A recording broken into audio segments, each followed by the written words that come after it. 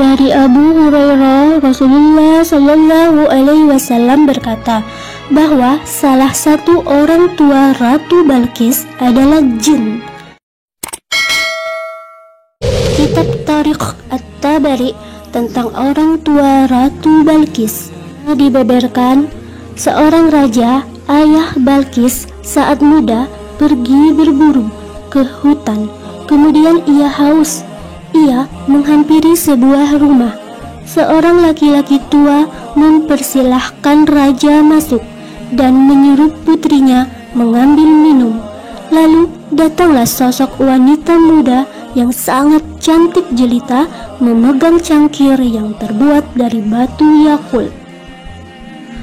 Raja tertarik pada wanita itu, lalu langsung meminangnya. Lelaki tua itu menerangkan bahwa sesungguhnya ia adalah dari bangsa jin. Tapi raja tidak keberatan. Pria tua itu memberi syarat bahwa raja tidak boleh sama sekali bertanya tentang apapun yang dilakukan istrinya kelak, karena jika raja bertanya, maka hal itu berarti talak untuknya. Lalu semusim berganti dan lahirlah bayi laki-laki. Kemudian segera dibunuh oleh wanita itu. Raja terkejut, namun ia sangat cinta pada istrinya. Ia tak mau berpisah, jadi ia tidak bertanya, hanya diam saja. Lalu berselang tahun, anak kedua lahir, perempuan. Mereka beri nama Balqis. Bayi itu sangat-sangat cantik. Muncul ketakutan raja, jikalau jangan-jangan nanti Balqis kecil pun akan dibunuh pula. Sehingga tanpa disadari raja bertanya. Dan wanita jin itu berkata, "Baiklah, ketahuilah aku membunuh anak laki-laki kita karena ayahku melihat kabar dari langit bahwa saat anak laki-laki itu besar nanti, ia akan jadi pembangkang dan membunuhmu. Sedang Balqis, ayah menerawang, kelak ia akan menjadi ratu bijaksana yang bakal disayangi seluruh rakyatnya, dan akan terjadi hal-hal indah lainnya."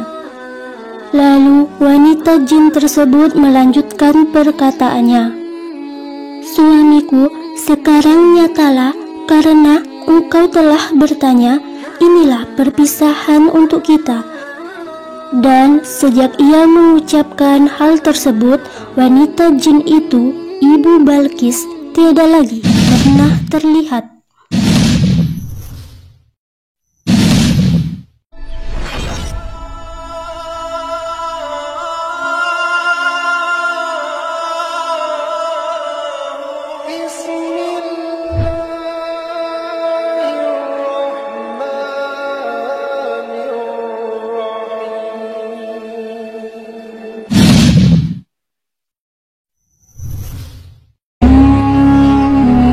Assalamualaikum Alaners. Kali ini kita akan bercerita tentang kisah jin yang paling cantik.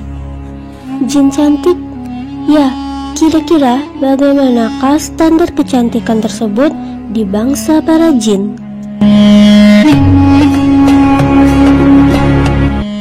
Marilah kita simak bersama.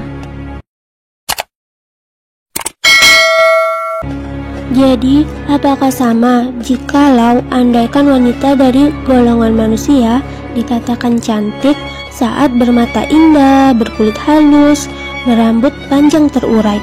Nah, lantas bagaimanakah dengan perempuan dari golongan jin? Mereka akan dikatakan cantik apabila berbentuk seperti apa? Gimana ya? Yuk, langsung saja kita bahas.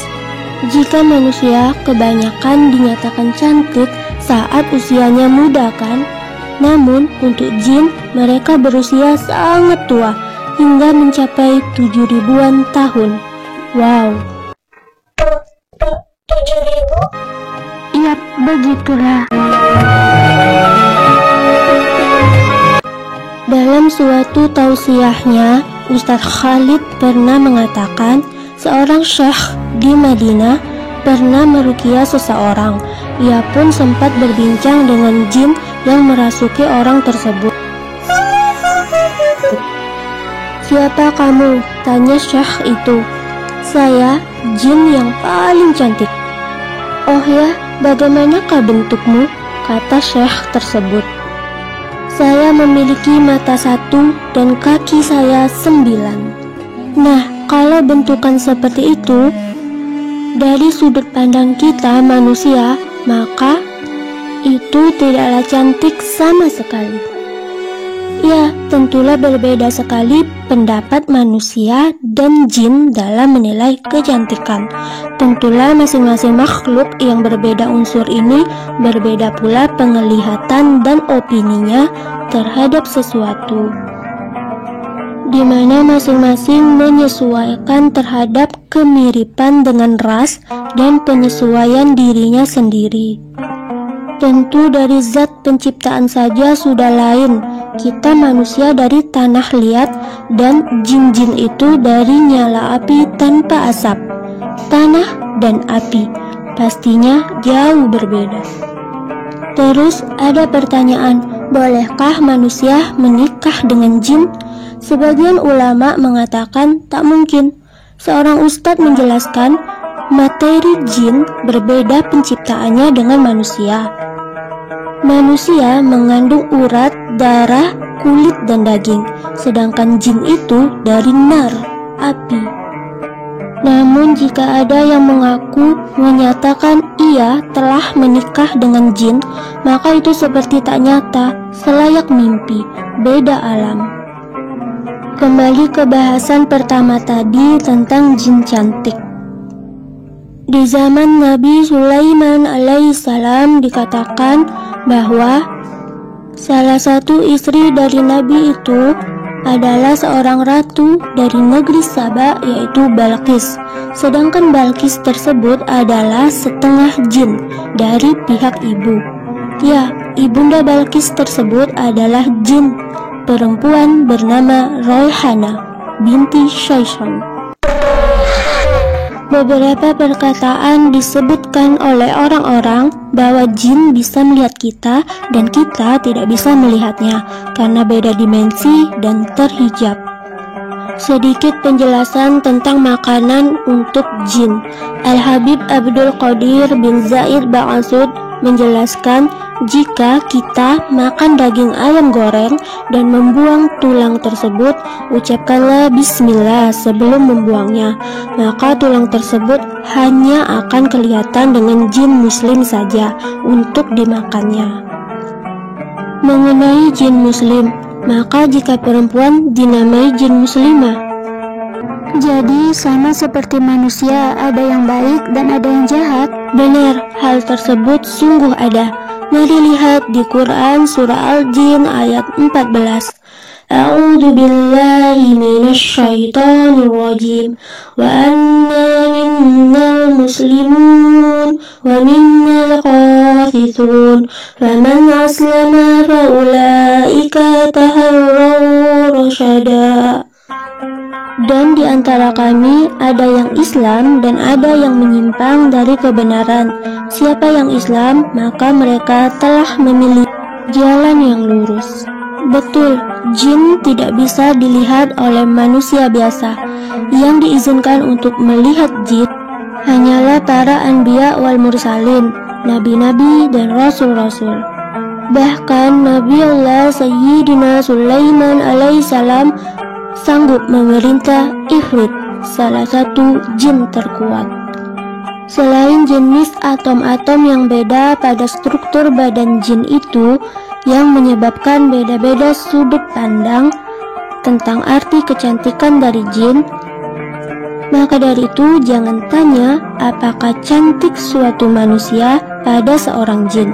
Sebaliknya pun jangan tanya apakah cantik jin itu pada seorang manusia. Karena apa? Karena antara siapa yang bertanya tidak sinkron dengan siapa yang menjawab.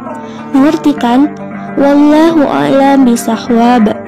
Untuk penutup tentang jin cantik ini, Pada suatu kitab diterangkan ada seorang raja muda, yaitu ayahnya Balqis, yang melihat Rayhana, ibunda Balqis, dengan wujud yang sangat cantik, tetapi dia saat itu dalam wujud manusia. Pada suatu literatur memang dijelaskan bahwa jin bisa mewujud menyerupai manusia, tetapi tidak bisa dengan bentuk yang sesempurna manusia itu. Baik, semoga kita semua terlindung dari gangguan para jin. Akhir kalam, itulah tadi sharing tentang jin tercantik.